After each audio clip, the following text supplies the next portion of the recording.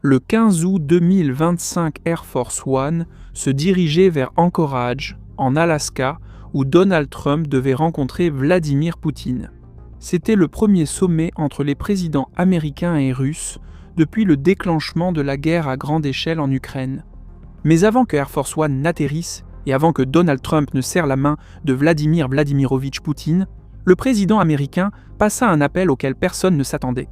Donald Trump a téléphoné à Minsk et a parlé avec Alexandre Loukachenko, qu'il a qualifié, je cite, de président hautement respecté. Pour les Européens, cette conversation a été un choc. Les pays occidentaux avaient refusé de reconnaître les résultats de l'élection truquée de 2020 au Bélarus, et par conséquent ne considéraient plus Loukachenko comme le président légitime du pays. Trump brisait désormais ce cordon sanitaire occidental. Il est vite devenu évident que cet appel n'était pas un geste isolé. Un mois plus tard, les États-Unis ont commencé à lever progressivement les sanctions contre le Bélarus. D'abord sur la compagnie aérienne nationale Belavia, puis sur le secteur de la potasse, l'une des principales sources de devises étrangères de Loukachenko, et enfin sur le ministère des Finances et les banques d'État.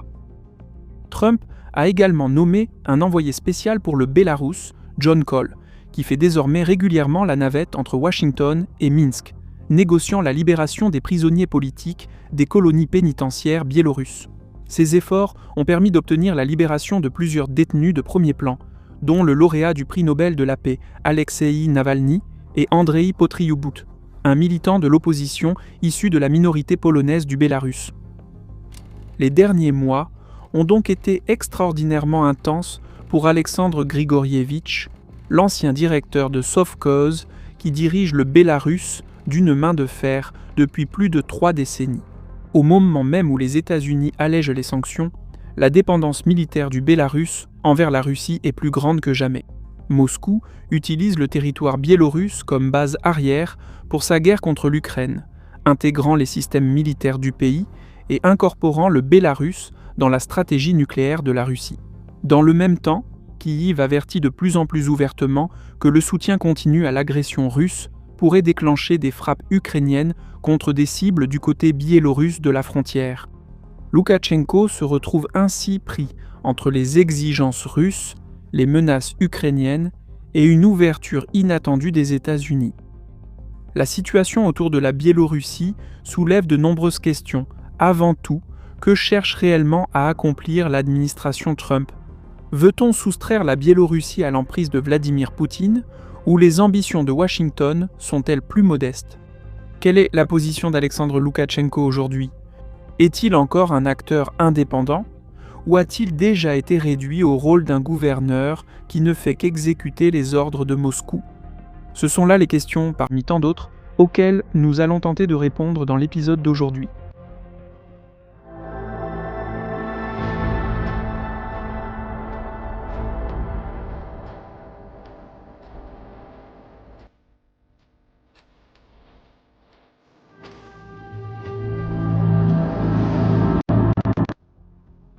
Trump appelle Loukachenko et le qualifie de président hautement respecté. Les États-Unis commencent à lever les sanctions contre la Biélorussie, tandis que Moscou entraîne simultanément Minsk plus profondément dans sa stratégie de guerre. Loukachenko joue sur plusieurs fronts à la fois et chacun de ces mouvements redéfinit l'équilibre des forces en Europe centrale et orientale. Pour comprendre la situation délicate de la Biélorussie, il faut remonter aux années 1990 et à l'effondrement de l'Union soviétique, lorsque des États indépendants ont commencé à émerger des ruines du colosse communiste. La Biélorussie était un cas unique. Contrairement à l'Ukraine ou aux États baltes, elle ne possédait ni une forte tradition d'État, ni une identité nationale profondément enracinée, ce qui rendait plus difficile la rupture avec Moscou, et je cite, « marcher vers l'Ouest ». Les réalités économiques ont renforcé cette dépendance. L'économie biélorusse dépendait presque entièrement de la Russie, des ressources russes bon marché et de l'accès au marché russe. Les statistiques parlent d'elles-mêmes. Au moment de l'indépendance, la Russie représentait plus de 80% du commerce extérieur de la Biélorussie. Il n'est donc guère surprenant que les débuts difficiles de l'indépendance et la profonde crise économique des années 1990 aient laissé de nombreux Biélorusses profondément désillusionnés et raviver la nostalgie de l'époque soviétique. C'est précisément ce climat politique qui a ouvert la voie à Alexandre Loukachenko pour accéder à la présidence en 1994. Loukachenko a remporté 80% des voix au second tour, menant campagne sur des promesses de lutte contre la corruption et de rétablissement de l'ordre, je cite, à la soviétique. Alexandre Grigorievitch a proposé à ses compatriotes un contrat social distinctif. Je cite, « La stabilité est devenue le thème central de son règne. Comme il sied à un ancien directeur de Sovkhoz, une ferme collective d'État, Loukachenko s'est présenté comme un gestionnaire compétent, mais aussi comme un père, un gardien de toute la nation, d'où son surnom populaire Batska, ou père. Loukachenko a présidé à la résoviétisation de la Biélorussie, tant sur le plan politique qu'économique. Après l'élection de 1994, Loukachenko a rapidement écrasé l'opposition et instauré un régime autoritaire, gagnant ainsi le titre de, je cite, « dernier dictateur d'Europe ». En échange de l'abandon de tout rêve de démocratie, Loukachenko a offert à son peuple la stabilité économique. Les réformes du marché ont été annulées, la planification centrale a été rétablie et la Biélorussie a renoué des liens économiques étroits avec la Russie, comme à l'époque soviétique. Sur le plan économique, ce modèle était fondamentalement insoutenable. Il ne pouvait fonctionner que parce que la Biélorussie avait accès au pétrole et au gaz russe à des prix préférentiels, au marché de consommation russe et à des prêts de Moscou. Le rapprochement entre Minsk et Moscou a progressé rapidement. Dès 1995, Alexandre Loukachenko et Boris Eltsine lui ont donné un cadre juridique formel en signant un traité d'union douanière et un accord sur l'amitié, les relations de bon voisinage et la coopération. Ces accords ont jeté les bases du traité de 1997 établissant l'union de la Biélorussie et de la Russie. Le processus a abouti au traité de 1999 créant l'État de l'Union de la Biélorussie et de la Russie, un accord qui prévoyait la fusion des deux pays en une seule entité politique. Au début, Loukachenko a accueilli le projet avec un véritable enthousiasme. Avec Boris Eltsine, de plus en plus affaibli, il espérait pouvoir lui-même finir par émerger comme le dirigeant de l'État de l'Union. Cependant, ses grandes ambitions politiques ont été enterrées en 2000 lorsque Vladimir Poutine est devenu président de la Russie. Entre les mains de Vladimir Poutine, l'État de l'Union et la dépendance de la Biélorussie à l'égard de l'énergie russe bon marché sont devenus des outils pour faire pression sur Minsk et éroder progressivement la souveraineté biélorusse. En 2002, Vladimir Poutine a proposé d'incorporer la Biélorussie à la Fédération de Russie sous la forme de 6 nouvelles régions. Pour Loukachenko, cela aurait évidemment signifié la fin de son règne. Au cours des années suivantes, il a donc mené une politique envers la Russie que le docteur Adam Eberhard, le directeur de longue date du Centre d'études orientales, a qualifié de, je cite, « jeu d'apparence ». Loukachenko professait sa loyauté envers l'idée d'unification et signait des accords successifs pour une intégration plus étroite, tout en évitant systématiquement de mettre en œuvre toute disposition qui lui aurait réellement retiré le pouvoir.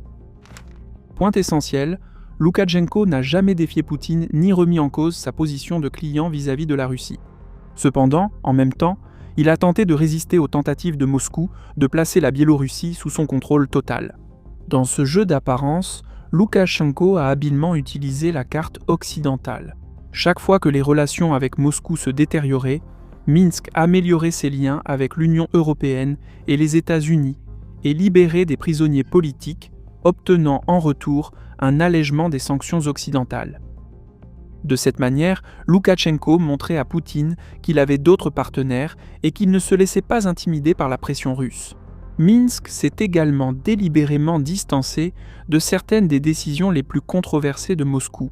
Un exemple en est l'annexion de la Crimée, que la Biélorussie n'a jamais officiellement reconnue. Loukachenko a également tenté de renforcer sa position en jouant le rôle de médiateur. C'est à Minsk que 2 accords destinés à mettre fin à la guerre dans le Donbass ont été signés en 2014 et 2015. Pendant longtemps, ce jeu d'apparence a donné à Loukachenko exactement ce qu'il voulait. La Biélorussie n'a pas été absorbée, il est resté au pouvoir. Et les subventions russes ont maintenu l'économie biélorusse à flot. Entre 1994 et 2020, la Russie a fourni à elle seule environ 35 milliards de dollars de prêts, sans compter les subventions cachées sur l'énergie et les matières premières. Tout a changé avec l'élection présidentielle de 2020. Comme les précédentes, elle a été truquée par Loukachenko. Cette fois, cependant, la fraude a déclenché des manifestations de masse, les plus importantes de l'histoire de la Biélorussie indépendante. Elles ont continué pendant plusieurs mois et n'ont pu être réprimées que par une brutalité extraordinaire des forces de sécurité. Cette fois, l'Occident n'a pas seulement imposé ses sanctions habituelles à Minsk, mais a également refusé de reconnaître le résultat de l'élection, niant à Loukachenko le statut de président légitime de la Biélorussie. Les manifestations de 2020 ont également marqué un tournant dans les relations entre la Biélorussie et la Russie. L'isolement international de Loukachenko signifiait qu'il ne pouvait plus jouer le jeu des apparences qu'il avait maintenu au pouvoir pendant des décennies. Après 2020, le Kremlin est devenu le seul garant de la survie de son régime et il a pleinement exploité cette position. Un an après l'élection frauduleuse, la Russie a imposé à Minsk un ensemble de 28 programmes d'intégration ainsi qu'une nouvelle doctrine militaire pour l'état de l'union de la Biélorussie et de la Russie. Ensemble, ils ont redéfini cette relation et rendu Loukachenko encore plus dépendant du Kremlin. L'ancien jeu des apparences a pris fin définitivement le 24 février 2022 avec l'invasion de l'Ukraine. Les forces russes ont utilisé le territoire biélorusse pour lancer leur principale attaque contre Kiev. Des avions et missiles ont décollé de Biélorussie. Des troupes et du matériel ont traversé le pays par chemin de fer et les aérodromes, bases militaires et hôpitaux biélorusses sont devenus partie intégrante de l'infrastructure de guerre de la Russie. L'Occident a répondu par des sanctions non seulement contre Moscou, mais aussi contre Minsk, poussant Loukachenko à une dépendance encore plus profonde envers le Kremlin. Le rôle de la Biélorussie dans l'agression contre l'Ukraine est un bon point de départ pour se demander quelle position occupe aujourd'hui Loukachenko. Peut-on encore le qualifier d'acteur indépendant ou a-t-il déjà été réduit au rôle de gouverneur russe ? Peut-être que la meilleure façon de comprendre ce problème nous vient de Katia Glod, analyste au nouveau centre de stratégie eurasiatique, qui décrit la Biélorussie comme un État ayant, je cite, une souveraineté inégale. En politique intérieure, la position de Loukachenko reste très forte, grâce à son contrôle sur l'appareil d'État et les services de sécurité. Malgré une coopération plus étroite avec les agences russes de renseignement et de sécurité ces dernières années, les institutions coercitives de la Biélorussie restent loyales à Loukachenko. C'est précisément la loyauté de l'armée, de la police et du KGB qui lui permet de continuer à diriger le pays et de négocier avec Poutine plutôt que de simplement exécuter les ordres du Kremlin. La situation est totalement différente en ce qui concerne la politique étrangère, l'économie et la sécurité nationale. Ces domaines échappent largement au contrôle de Loukachenko. C'est dans ce sens que la Biélorussie est devenue un État client de la Russie. Moscou ne contrôle pas chaque décision prise à Minsk, mais elle définit les limites dans lesquelles ces décisions peuvent être prises. Pour le dire autrement, Loukachenko a conservé une autonomie tactique, mais a perdu son autonomie stratégique. Le fait que Vladimir Poutine soit désormais le maître absolu de la situation en Biélorussie est peut-être mieux illustré par le traité sur les garanties de sécurité de l'État de l'Union, signé en 2024. Il prévoit une assistance mutuelle par tous les moyens disponibles, non seulement en cas d'agression extérieure, mais aussi lorsque la souveraineté ou l'ordre constitutionnel est menacé. En pratique, le traité offre une base légale à une intervention russe en Biélorussie si les manifestations de masse de 2020 devaient se reproduire, ou si une crise de succession devait émerger après la mort de Loukachenko. En résumé, la souveraineté biélorusse a été fortement réduite ces dernières années, mais il serait tout de même erroné de décrire Loukachenko comme un simple gouverneur russe à Minsk. Le terme le plus précis est vassal, un dirigeant qui reste un acteur indépendant dans certains domaines, mais dont la marge de manœuvre s'est considérablement réduite. Pourquoi Moscou a-t-il tant insisté pour une intégration plus poussée avec la Biélorussie ?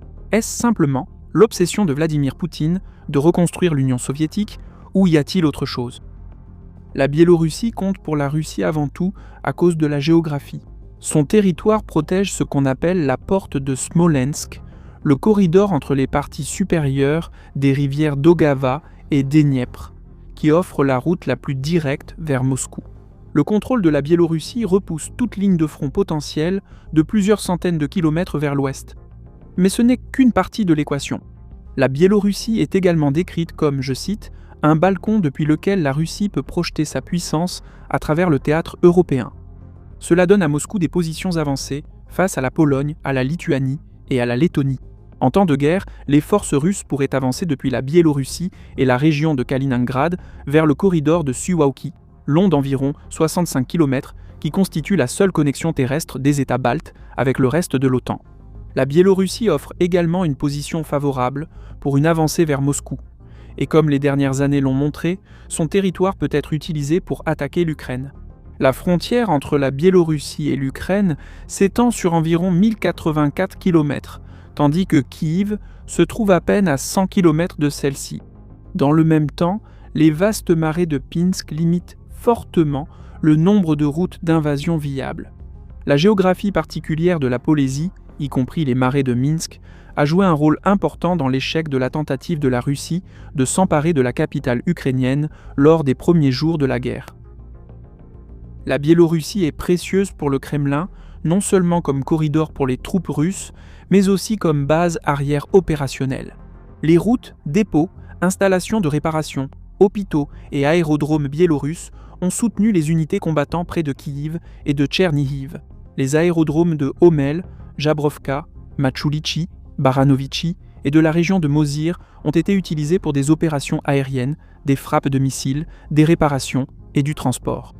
La raffinerie de Mozyr a également fourni du carburant à l'armée russe.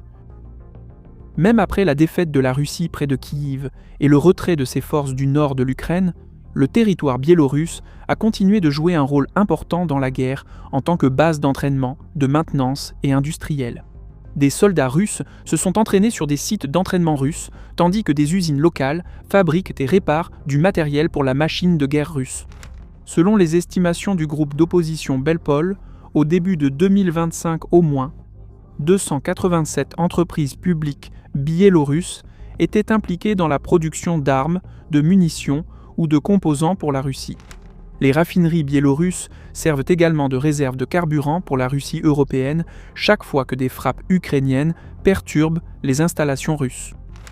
Un autre avantage de contrôler la Biélorussie est que cela immobilise en permanence les forces ukrainiennes.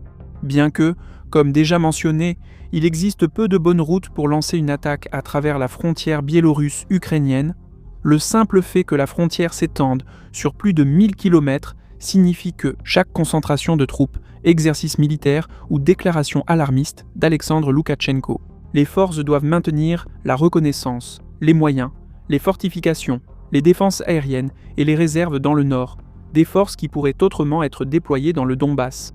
La menace venant du Bélarus était particulièrement aiguë à la fin de 2022 et au début de 2023, lorsque Minsk et Moscou ont formé un groupement régional de forces et ont évoqué la perspective d'une nouvelle avancée sur Kiev. Aujourd'hui, seulement environ 2000 soldats russes sont stationnés au Bélarus. C'est un nombre relativement faible, mais la Russie contrôle une vaste infrastructure militaire là-bas qui pourrait être utilisée pour déployer des forces beaucoup plus importantes dans un délai très court. Le Bélarus héberge aussi plusieurs installations soutenant les opérations russes en Ukraine. Un exemple était le réseau de 4 stations relais opérationnelles jusqu'en juin de cette année, qui aidaient à guider les drones russes, un sujet sur lequel nous reviendrons.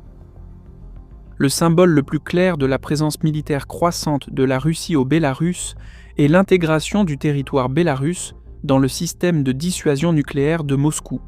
En 2022, les dispositions sur la neutralité nucléaire ont été retirées de la constitution bélarusse. Un an plus tard, Moscou a annoncé que le Bélarus avait été placé sous le parapluie nucléaire de la Russie et que des armes nucléaires tactiques seraient déployées sur son territoire. Le nombre exact et l'emplacement de stockage de ces ogives n'ont pas été rendus publics, bien que le renforcement de la sécurité au dépôt près d'Ossipovichi suggère que des infrastructures nucléaires pourraient y avoir été préparées. L'étape suivante est survenue à la fin de 2025 avec le déploiement signalé des systèmes Orychnik russes sur la base Kirychev 6. L'Orychnik est un missile balistique mobile de portée intermédiaire, capable de transporter des ogives conventionnelles ou nucléaires et de frapper des cibles à travers l'Europe. Son déploiement n'élargit pas fondamentalement la portée de frappe de la Russie. Moscou pouvait déjà frapper les capitales européennes depuis le territoire russe, mais le déploiement du système en Biélorussie réduit les temps de vol, crée des voies d'attaque supplémentaires potentielles et rend plus difficile pour l'OTAN d'identifier le site de lancement. C'est aussi politiquement important pour le Kremlin.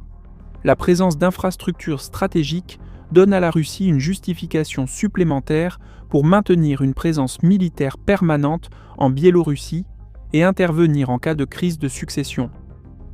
Cependant, des doutes subsistent quant à savoir si les ogives nucléaires ou les systèmes Orychnik ont réellement été déployés. Jusqu'à présent, les preuves reposent principalement sur les déclarations russes et biélorusses, tandis que les analystes de sources ouvertes se montrent beaucoup plus prudents. Puisque la Biélorussie soutient déjà l'agression de la Russie contre l'Ukraine en fournissant son territoire, ses infrastructures et sa capacité industrielle, une question évidente se pose. La Biélorussie va-t-elle officiellement entrer en guerre ?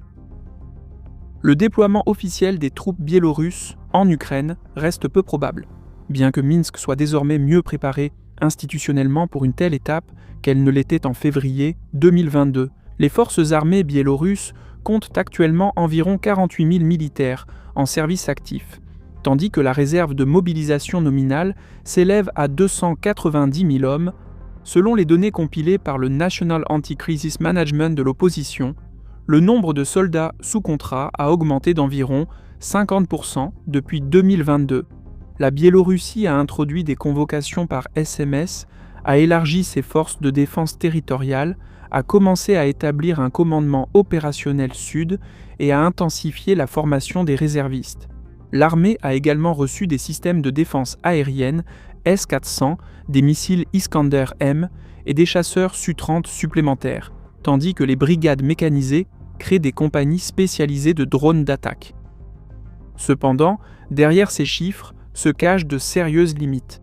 La Biélorussie dispose de 4 brigades mécanisées, chacune composée de 5 bataillons, mais en temps de paix, elles ne fonctionnent qu'à 30 à 40% de leur effectif autorisé. Avant toute opération majeure, elles devraient être renforcées par des réservistes. La composante la mieux préparée se compose d'environ 6 000 soldats des forces spéciales.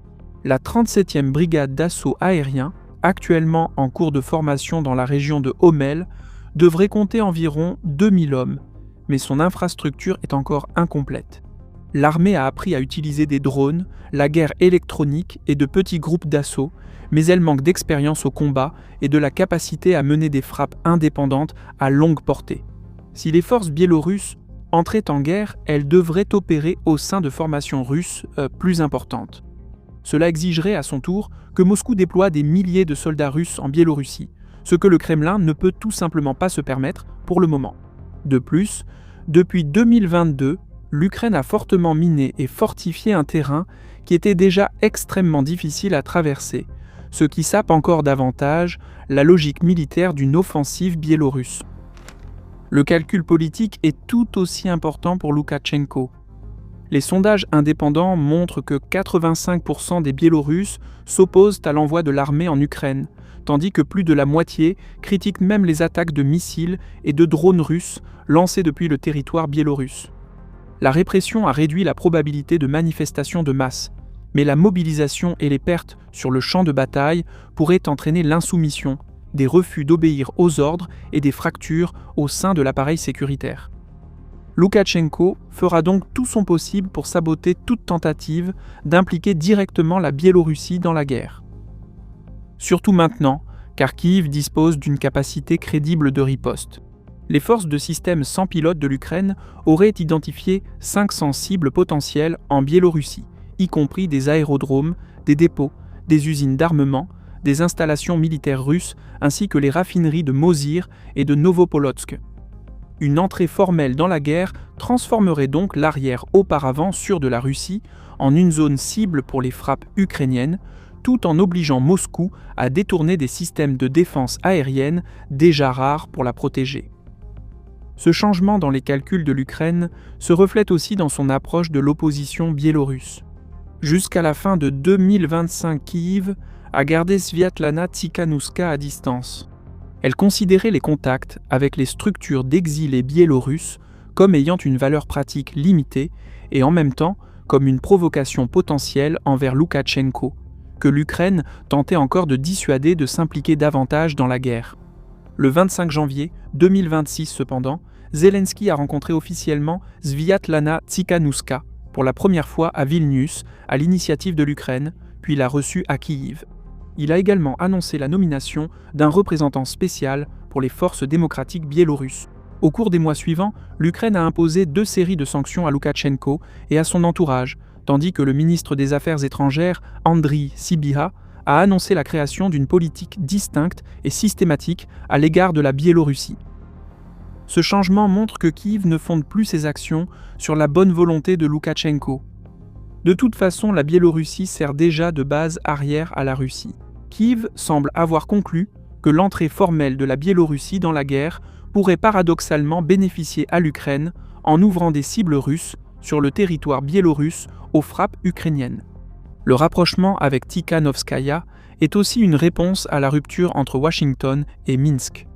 Kyiv tente d'entraver la réhabilitation de Loukachenko et commence à considérer un changement démocratique en Biélorussie comme une garantie de sa propre sécurité à long terme. Malgré des rapports récents sur la pression de Vladimir Poutine sur Loukachenko pour qu'il rejoigne la guerre, cela n'implique pas forcément que des brigades biélorusses doivent marcher sur Kyiv. Certains analystes soutiennent que la pression russe pourrait plutôt concerner des opérations hybrides contre la Pologne et les États baltes, en particulier autour du corridor de Suwałki. Les scénarios les plus probables impliquent donc que la Biélorussie approfondisse son rôle dans la confrontation avec l'Ukraine et l'OTAN sans envoyer ses troupes au front. Pour compléter le tableau de la Biélorussie comme base arrière de la Russie, il faut aussi regarder l'aspect économique. Le soutien de la Biélorussie à la guerre russe a généré des commandes réduisant l'effet des sanctions occidentales. Après une baisse du PIB de 4,7% en 2022, l'économie a connu une croissance de plus de 4% en 2023 et 2024. La Russie a ouvert son marché aux produits biélorusses, a donné à la Biélorussie l'accès à ses ports et a continué de fournir du pétrole et du gaz à des conditions préférentielles. Le retrait des entreprises occidentales a également ouvert des débouchés aux fabricants biélorusses de camions, de tracteurs, de machines et de produits alimentaires. Cependant, ce rebond s'est avéré de courte durée. En 2025, la croissance du PIB a ralenti pour atteindre seulement 1%. La Biélorussie a commencé à ressentir les effets d'une demande russe plus faible, de taux d'intérêt élevés en Russie et de la saturation d'un marché où les concurrents russes étaient réapparus. La concentration des exportations biélorusses aggrave le problème. Avant 2020, la Russie représentait environ 42 à 45% des ventes à l'étranger de la Biélorussie. Aujourd'hui, ce chiffre dépasse 65% et dans certains secteurs, il dépasse même 90%. En conséquence, un changement sur le marché russe est ressenti de façon aiguë par les entreprises biélorusses. Un exemple est Yangpur, une compagnie pétrolière appartenant à Belarusneft. Après avoir enregistré un bénéfice de 35 millions en 2024, elle a subi une perte de 18 millions de dollars l'année suivante et a déclaré faillite. Un autre exemple est l'usine automobile de Minsk, dont les ventes de camions en Russie ont chuté de 43% l'année dernière. Minsk a réagi en baissant les prix. Les produits biélorusses sont parfois vendus moins cher en Russie qu'au pays. Tout cela pour maintenir les usines en activité et préserver les emplois. Loukachenko lui-même a admis que le même ciment biélorusse était vendu sur le marché russe 40% moins cher. Un tel dumping peut aider à atteindre les objectifs de production et à éviter la fermeture des usines, mais il érode la rentabilité et augmente la dépendance des entreprises au crédit. La guerre a donc renforcé les anciennes caractéristiques du modèle économique de Loukachenko. Le contrôle administratif des prix, les prêts dirigés par l'État vers certaines industries et la subordination de la logique économique à la stabilité politique. L'approfondissement de la dépendance économique et politique du Bélarus envers la Russie rend l'ouverture d'un canal direct avec les États-Unis extrêmement précieuse pour Loukachenko. Ce canal est géré par John Cole, l'envoyé spécial du président américain pour le Bélarus. Le mécanisme est remarquablement simple. Minsk libère successivement des groupes de prisonniers politiques et Washington lève en retour des sanctions successives. Jusqu'à présent, environ 500 personnes ont été libérées, tandis que les États-Unis ont levé les sanctions contre les producteurs de potasse biélorusses et assoupli les restrictions concernant Belavia et le secteur bancaire. Cole a déclaré que Washington est prêt à lever toutes les sanctions contre Minsk qui ne sont pas liées à la guerre en Ukraine. Sont également en discussion le retour d'un ambassadeur à Minsk pour la première fois en 18 ans, et même une visite de Loukachenko à la Maison-Blanche. Mais qu'essaie donc d'obtenir Washington ? Certainement pas la démocratisation. Personne ne présente de telles conditions à Loukachenko. L'objectif minimal semble être la libération des figures de l'opposition biélorusse et la fin des opérations hybrides biélorusses contre la Pologne et les États baltes. Certains médias rapportent que Washington souhaite également accroître l'autonomie de la Biélorussie et aider Loukachenko à contrer l'influence russe. Mais cela semble trop ambitieux pour être pris au sérieux par qui que ce soit dans la capitale américaine. Une interprétation plus plausible avancée par certains analystes est que la Biélorussie sert de terrain d'essai pour les négociations entre les États-Unis et la Russie. L'administration Trump souhaite peut-être avant tout montrer à Poutine ce à quoi il pourrait s'attendre si une médiation américaine sur la guerre en Ukraine aboutissait finalement à un accord de paix.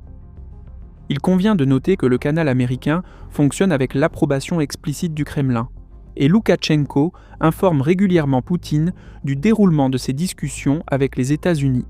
Il y a cependant des signes qu'il poursuit également ses propres intérêts. En novembre de l'année dernière, à la demande de Washington, il a libéré 31 prisonniers ukrainiens dont des personnes qui avaient agi contre des installations militaires russes en Biélorussie. Il est difficile de croire que Moscou ait accueilli cette décision favorablement. En tout cas, le canal américain présente d'importantes limites. Les discussions se déroulent sans coordination avec l'Union européenne. Pourtant, c'est Bruxelles qui contrôle l'accès à SWIFT. Les sanctions de l'UE touchent environ 70% des exportations biélorusses et sans rétablir le transit par Klaipėda, la réouverture des exportations de potasse biélorusse n'apporterait pas grand-chose. On pourrait donc dire que les États-Unis donnent à Loukachenko une chance de relancer son ancien « jeu d'apparence », mais seulement à une échelle limitée.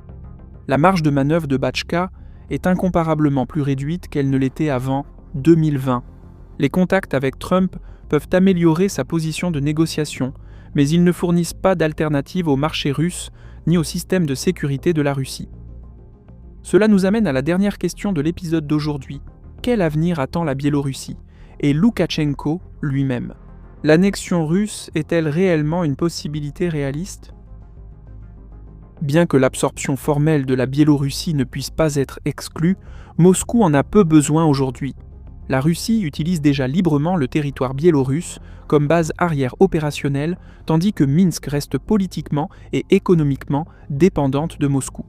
Loukachenko, quant à lui, porte la responsabilité du maintien de la stabilité intérieure, un accord qui convient parfaitement au Kremlin.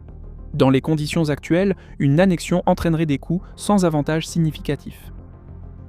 La Russie devrait non seulement faire face à la résistance de la société biélorusse. Si l'annexion devait avoir lieu avant la fin de la guerre en Ukraine, Kyiv essaierait presque certainement de tirer parti de la situation en déstabilisant la Biélorussie et en encourageant un soulèvement anti-russe. Une Biélorussie, formellement souveraine, est tout simplement un instrument plus commode que 6 nouvelles régions de la Fédération de Russie. Des évolutions plus décisives ne pourraient en survenir que si le Kremlin parvient à mettre fin à la guerre en Ukraine à des conditions favorables ou si Loukachenko meurt. Batchka est né en 1954 et aura 72 ans en août. Bien qu'il soit au pouvoir depuis 1994, il n'a jamais désigné de successeur et a systématiquement éliminé toute personne susceptible de menacer sa position.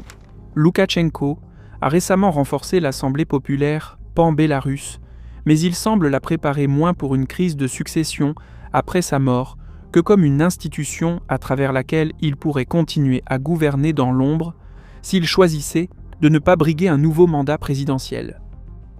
Même si Loukachenko tentait de nommer un successeur et d'assurer un transfert de pouvoir contrôlé, il subsisterait un risque que le Kremlin, s'il considérait le candidat choisi comme contraire à ses intérêts, invoque les dispositions relatives à la défense de l'ordre constitutionnel du Bélarus.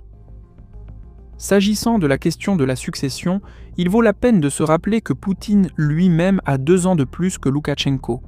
Si l'ancien directeur du Sovkhoz devait survivre à l'ancien officier du KGB, il pourrait non seulement avoir la possibilité de choisir son propre successeur à Minsk, mais aussi peut-être une occasion de desserrer l'emprise russe sur le Bélarus. Pour l'instant, le scénario le plus probable est la poursuite de la trajectoire actuelle, une annexion rampante. L'intégration entre la Russie et le Bélarus va probablement s'approfondir, mais une annexion formelle semble encore lointaine. Du point de vue du Kremlin, il est bien plus utile de préserver le Bélarus comme un État formellement séparé. Cela permet à Moscou de l'utiliser comme une zone grise, non seulement dans sa confrontation avec l'Ukraine, mais aussi dans sa confrontation avec l'OTAN. Des évolutions plus décisives ne sont probables qu'après la résolution de la guerre en Ukraine, ou après la mort de Loukachenko ou de Poutine. Pour l'instant, la Biélorussie reste indépendante sur la carte, mais sa survie en tant qu'État souverain pourrait finalement dépendre de celui des 2 autocrates vieillissants qui mourra le premier.